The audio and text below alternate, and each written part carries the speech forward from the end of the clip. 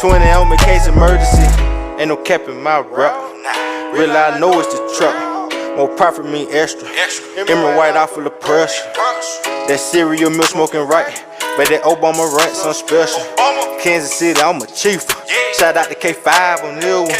Country thuggin', I was hustling. I always had it on me.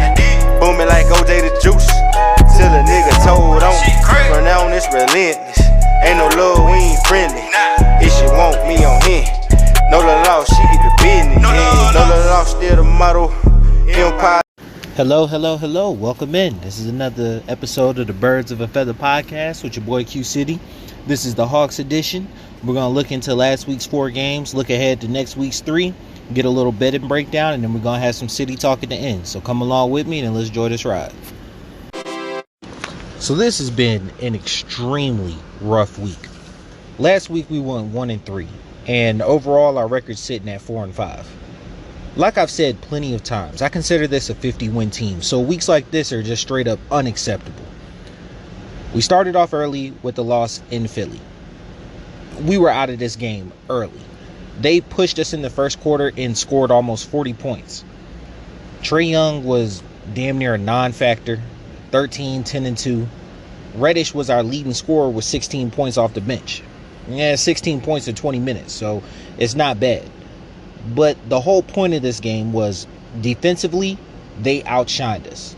Their highest scorer was Tobias Harris with 22 points, and Embiid only had 19, didn't really do much. Matisse Thybulle had 2 of the most disrespectful blocks I think I've ever seen someone have. Philly's defensive intensity far outweighed ours, and you see their chemistry is on point without Ben. We shot 38% to their 54% from the field. And it's not like they killed us with threes, because we shot 38%, they shot 32%. This was literally points in the paint, we're gonna kill you. 60-36. Threes will get you only so far.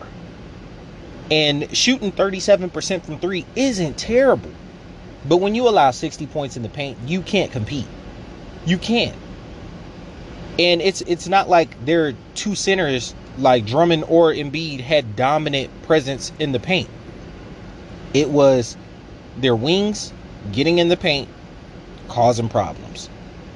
Nobody really showed up this game. I would love to call it a mulligan, but we continued this throughout the week. Shooting 54% also really helps, because like rebounding, it was 49-37. No, we had 20 offensive rebounds. We just couldn't stop them from scoring, especially down low. So next, we faced the Wizards. It was a close game throughout. It was at home. It was 118-111. Beal only had 24 points. And then the former Lakers front court that killed us last week with 67 points only had 42. Trae showed out. And defensively, we locked in. Even though they scored 111, we locked in defensively, especially late, and kept them to 2 very low scoring quarters by NBA standards, about 24-25 point quarters. Trae Young, 26, 6, and 4. A beautiful stat line for him. I love him around 23 to 27 points, 6+ assists, and I don't really care about rebounds for him. But those are the type of games consistently from Trae that we see end in wins. Bogey had 16 points, Reddish 15 off the bench, and this was the first game we got Lou Will back. And I'll discuss him a little bit more later. So, percentage points throughout the game, super close, 48-46 from the field, 33-39 from 3. So, like, we were really close to them all game. It was really just when it came to nut cutting time, we were able to push past. Also, really cool point. This game, both teams were perfect from the line. 16-16, 29-29. It rarely happens, and it was really cool to see. Now, this next game is one I consider just a big one. A good measuring stick for where we were at, what we wanted to be as a team. The Nets game on Wednesday. It was a loss, 117-108. I really felt like we played well throughout, except the only thing that killed us, they closed the quarters on crazy runs. One was like 17-4, and then the other one was like 22-6. Just killed us. End of the first, end of the third, and it took us out the game. It took us out the game. We were fighting and clawing to get back in the fourth, but like even though it ended at 9 points, there was a point in the fourth where we were down 17. It wasn't super close. This was the first game we didn't see DeLon Wright. Former Hawks on the Nets, Millsap and Bembry scored 10 points, so didn't come back to bite us real too much. Cam was a complete no-show. He had 2 points, and I don't think any other stats. Herter kind of helped pick it up from the bench, scoring 16, but the real point of this game was KD's a monster. 32, 5, and 7, and once he gets rolling, there's really nothing you could do to stop him. Dre played great defense against him and almost matched him at point totals. He had a bit of an anomalous game shooting from three. I think he went 6 for 6. He had 26 points, 18 on three. So you're looking at, in the other flow of the offense, he had 8 points. You expect that number to come down toward his season average, which is around his shooting average, which is around 35%. So you're looking at him making 2 of those, and that's averaging around 14 points a game. And that's usually what he is, about 14 to 16 points a game. But I love this little scoring outburst. And even though KD scored 32, if you watch the game, Dre played really good defense. KD's just KD. Harden was amazing. 16, 11, and 4. And like, that stat line isn't bananas, but when you watch him, he had complete control of the offense. So even when his shot wasn't falling, he was killing Bogey in the pick and roll. Anytime he had Trae on him, he drove past him, and they did a great job hiding Trae. He almost had a triple-double, 21, 10, and 9. I feel like he played really well. I would have loved to see a bit more scoring. His scoring slump his scoring percentages right now is very, very noticeable. We are missing a good part of his offense. We shot 37% from three. They shot 46, and that was the big head turner.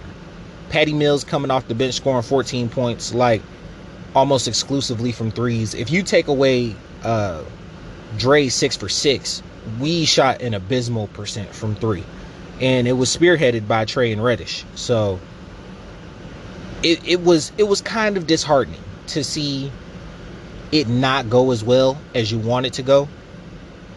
But I like the fact that for a good portion of the game, we kept it close, kept it interesting. Then you got tonight's game.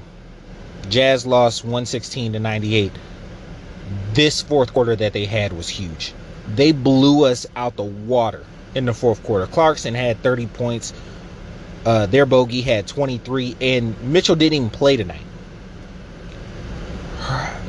Dre, he looked good again, and I was really surprised to see him carry over his performance from the Nets game, especially on a back-to-back. If we can get some consistency from him, that would be super nice. Trae had another 21, 7, and 4, and it was another no-show for Cam. He's going through a slump right now. They shot 50% from the field, and it's just like the Philly game. You allow over 50%, you're not going to be able to compete with the team. You're just not. They shot 42% from three. We shot 25 and took a lot of them. They killed us on the glass and almost doubled our assist total. The fact that this was only an 18-point game is a testament to the fact that we did play some solid defense. But when that shot's not falling, it is hard. It is hard to keep it going. I didn't ever feel like we were truly in this game outside of, halftime. It was pretty close. They came out the third quarter, separated a little, and like I said, the fourth quarter they blew us out the water. We had nothing left, and I'm gonna attribute that to a back-to-back, but we've got back-to-backs coming up, so we can't make it a habit. We're 4-5 right now, and looking forward, the road doesn't get any easier. So we've got to shore up not only defensively, but we've got to look to get some offense going. My takeaways for the week: Trae is coming on, and I really like it. He's showing himself. He's feeling good. You can see him gaining confidence in not only his shot, but his defense fueling his offense. And those are always the best players. Those two-way players in which their defensive intensity leads to easy buckets, and that pushes them to be better on the offensive end. Lou might not be the backup point guard that we need. And I bagged a little on Wright, but I felt like him being in the game was pretty solid. Lou and Gallinari are both sieves defensively.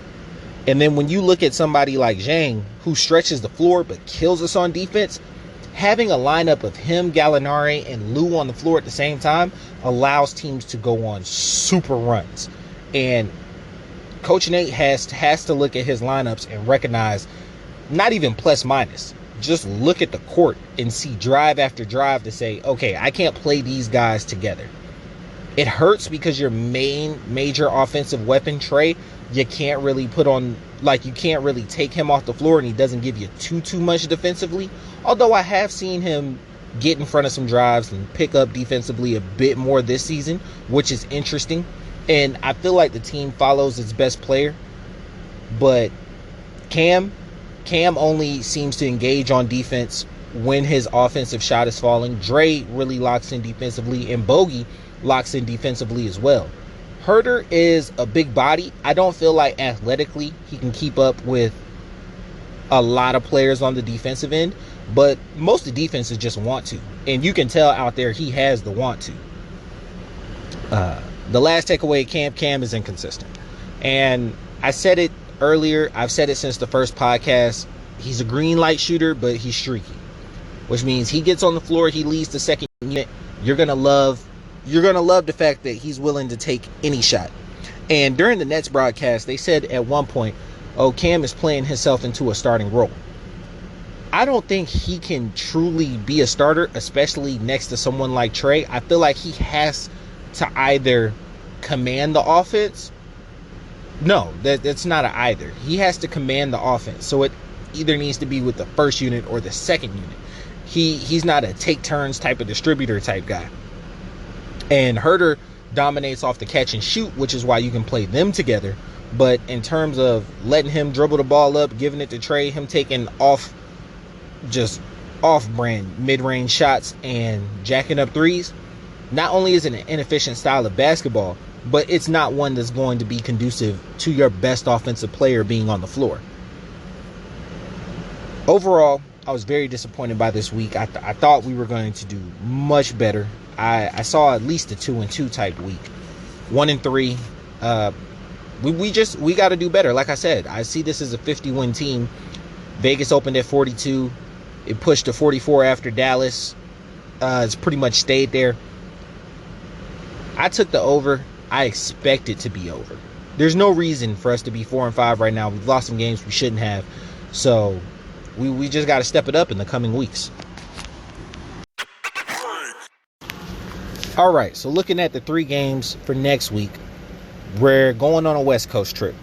We got at Phoenix. They're 4-3 right now.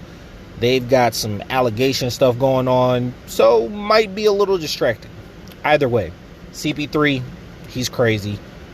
Bridges is defensively what we want Trae to be, and a knockdown corner 3. Those Villanova cats, they come in. They're very defensively and offensively sound. They make good pros. Very much a glue guy type thing, and he's really good on that team.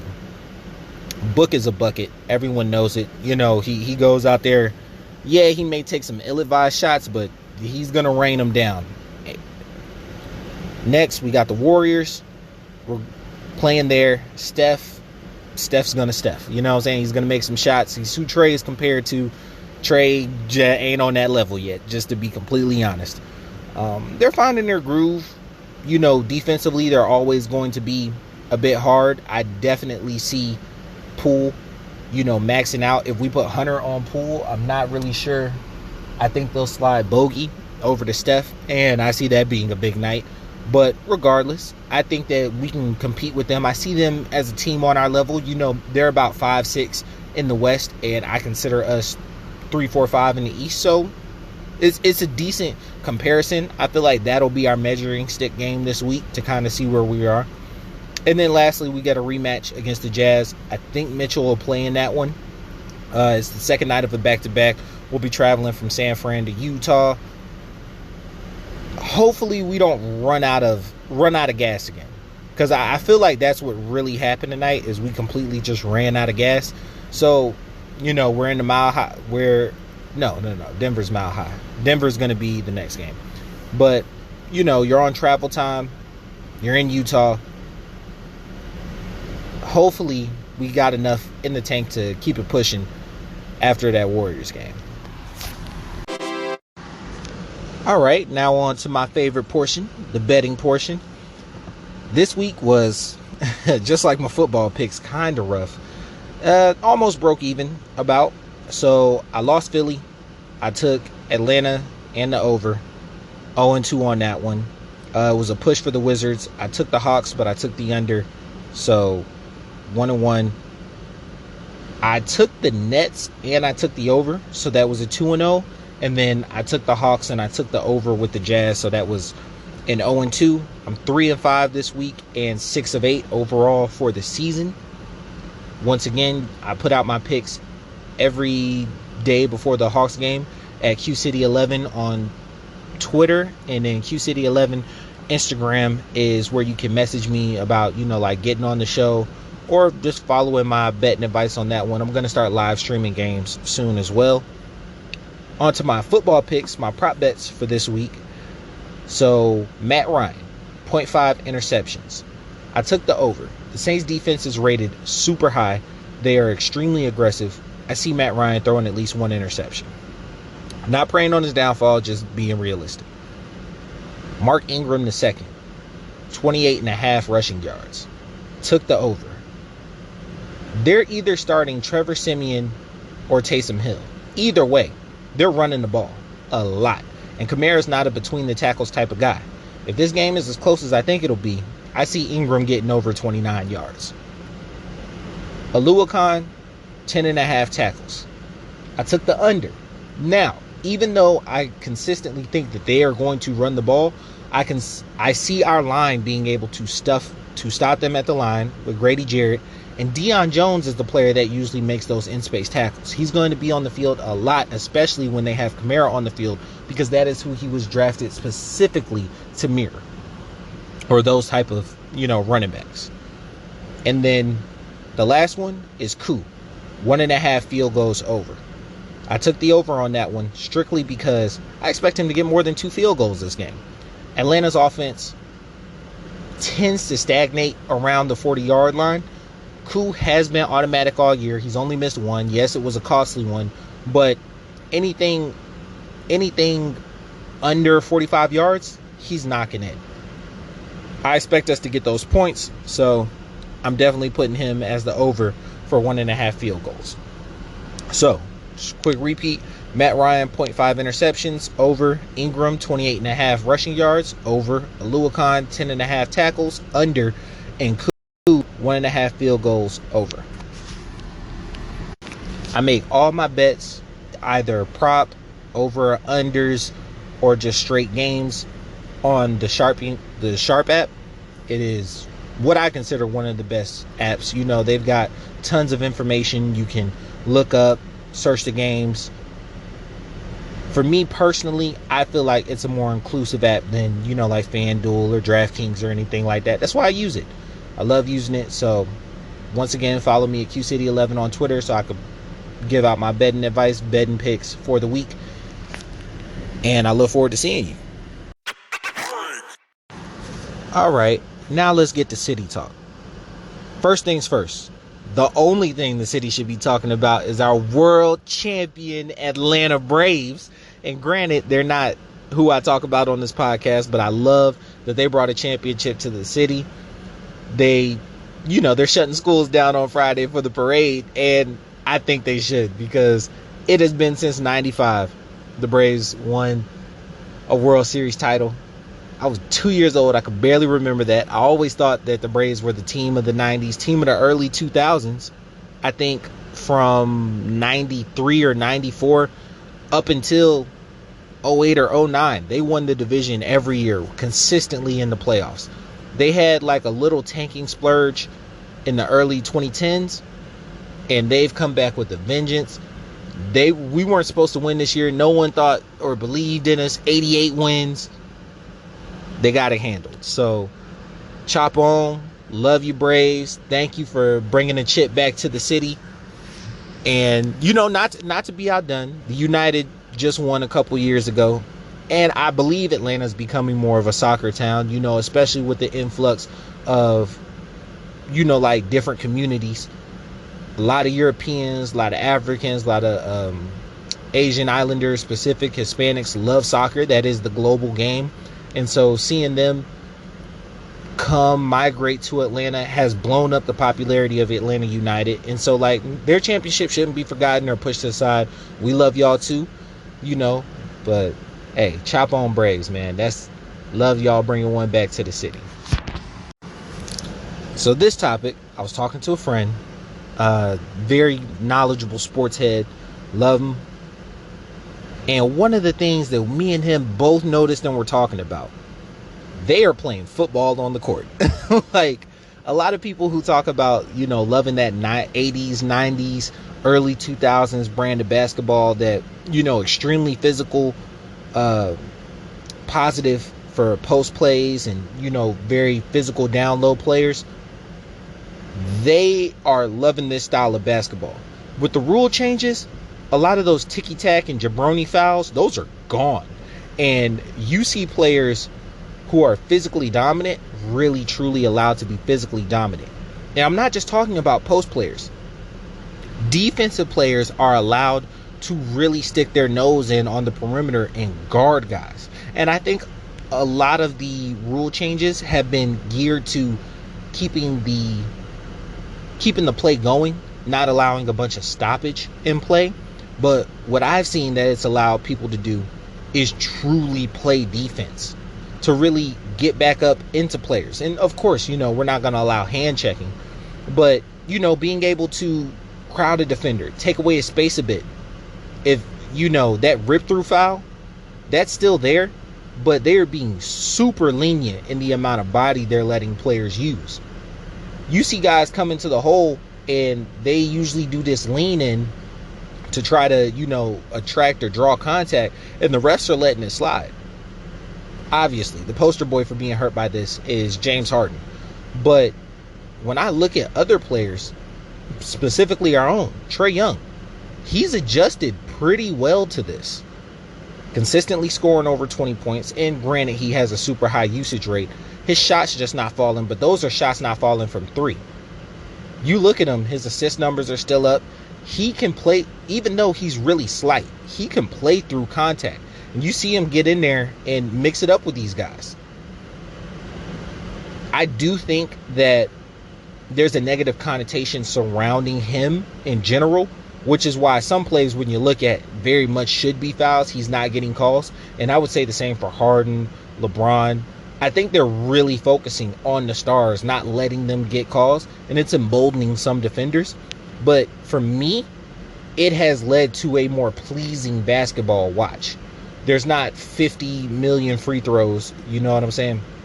I think our highest total this week was against the Wizards, were 29, and I can't really say that any were just like ticky-tack fouls. A lot of them were good hard fouls, and not that you want anyone injured. That, I feel, is how you play basketball. Basketball is a physical sport. It is a physical sport, and it got to the point to where it was just a relay race, a track team up and down the court. No, like, slow down, play some offense, play some defense. And I think it is a very pleasing brand of basketball for everyone to enjoy, and the numbers back it up. Viewership is up, and I think people really looking at the game and being like, okay, this is real NBA basketball. These are the highest level of players in the world playing at the highest level, offensively and defensively. It's good to watch. My next topic is kind of off subject off brand, but I feel like it directly relates to what we're seeing on the court. I was talking to an NFL scout. My question to him was, how much of a role does age play within your scouting? In football, he was basically saying, in football, between the ages of 18 to 20, you see a good bit of growth and development within a player, body-wise, like maturity-wise. Then from 21 to 24, you see a whole different level of growth and maturity, as well as being able to get the mental aspect of the game down. So he was basically saying, if you've got a 23 or 24-year-old player, because they're a senior or a super senior, because of the COVID year, they're going to absolutely dominate the younger competition. And you've got to kind of separate how dominant they are from the actual plays that they're making, if that makes sense. The reason we got into this conversation, we were talking about Kenny Pickett and Joe Burrow. Joe Burrow had the most amazing season ever, obviously. He was 23 years old when he had said season, though.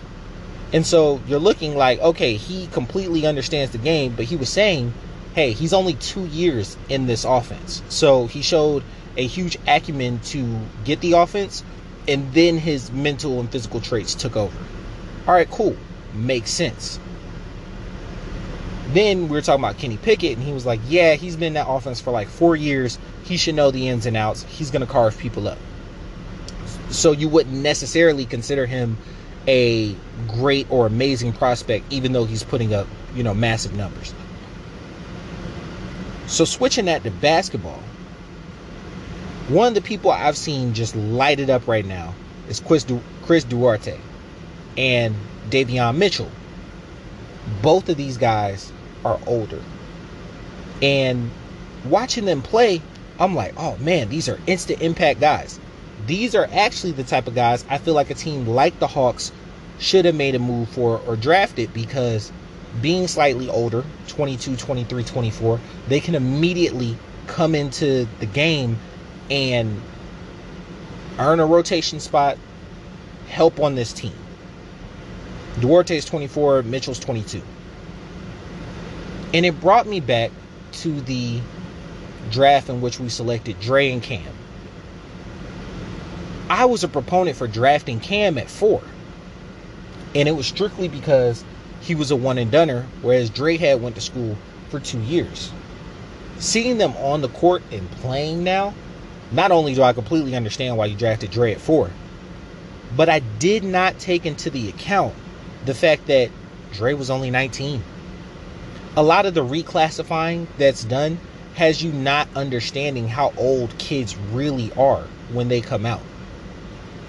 Someone could be a one and doneer and be 20 years old, and they're dominating 14, 15, 16-year-olds that are in high school. You know what I'm saying? Like, if you're an 18 or 19-year-old in high school, you're going to dominate 14, 15, 16-year-olds. I graduated at 17. If I'm playing a 19 or 20-year-old grown man at that age, regardless of how my body's built, you're going to be more physically dominant than me, especially if you have a bit of skill. Names that come to mind: Marvin Bagley, Wendell Carter. So looking at that, I've really started to think about how the AAU circuit not only simultaneously breaks down young future NBA bodies, because like you see the huge rise in drastic injuries from guys who make it to the league that are heavily into AAU ball. I would just stick to our guys. Cam Reddish had an Achilles injury, and Dre had a back injury that kept him out pretty much all of last year. And it's because their bodies are so worn down by the time they get to the league. Michael Porter Jr., back injury. By the time they get to the league, their joints and bones have been grinded so much, especially during the developmental years, just to get noticed, that it's hard for them to compete. It's hard for them to keep going. And so I just think that not only does age play a significant factor, but the amount of minutes that you're playing in the AAU circuit is a limiting factor to who you might be when you do reach your highest potential level, be it in the NBA, overseas, or just, playing at a rec center. I think age goes significantly into drafting, and it also should be significant into where your team is. It's kind of why I didn't like the pick from the kid from Duke. He's a one-and-doner, 19 years old. He's not going to immediately help your team, and you see it. He hasn't seen the floor since after the Dallas game that was a blowout. Hopefully we get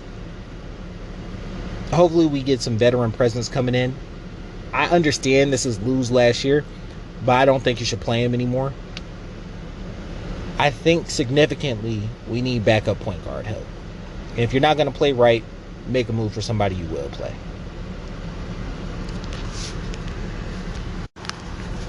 Okay, I was about done, and then I saw Trae's comments, and I just wanted to give just a little quick aside.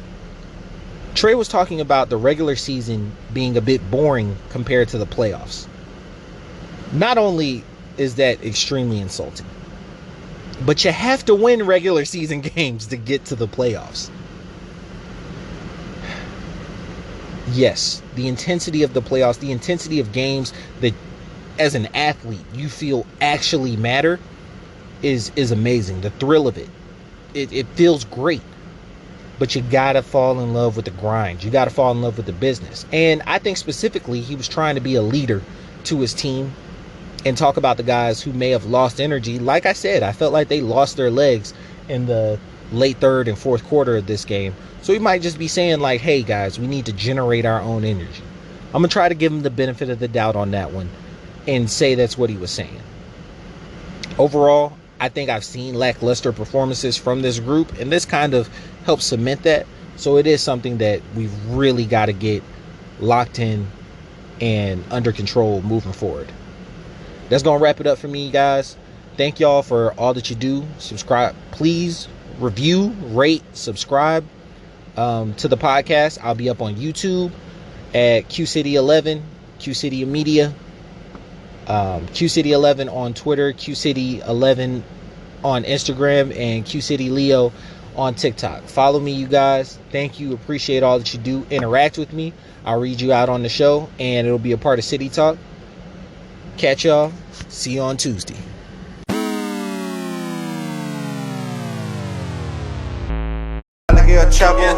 Looking like I hit the lotto. I want a hottie like mulatto. I'm on here and she on Moscato. I'm in them good till tomorrow. I'm a robber for the Neros. Your little laws, I'ma put you on payroll. You smell that aroma? Design in the air, it's a party in here. Papa Corona, she moving the body, she working them heels. Gotta go get it mentality. Grocery bag full of celery. Only believe half what she telling me. Keep a 20 on me, case emergency. I wake up early every morning. Thank the Lord and get the bag. Hustle hard, get the cash. That first, then I'm showing my ass. Gotta go get it mentality. Grocery bag full of celery. Only believe half what she telling me. Keep a 20 on me, case emergency. My babies, that's who I grind for. That's who I do it for. Like the Navy, that's who I'm toting that iron for. Keep one in the head like a thought, nigga. Yeah, I fuck with Ty, he a boss, nigga. Foot on their neck, I exhaust, nigga. Niggas cross me, so I cross, nigga. No script was lit last night. 500, what it cost, nigga. Shit was really legit last night. Had them hoes at the house, nigga. Instagram, Snapchat, Triller. What they say about Jay, he a go-getter. Used to have them fat sacks in the grove, nigga. Late nights, early morning, my dough, nigga. You smell that aroma? Design in the air, it's a party in here. Papa Corona, she moving the body, she working them heels. Gotta go get it mentality. Grocery bag full of celery. Only believe half what she telling me. Keep a 20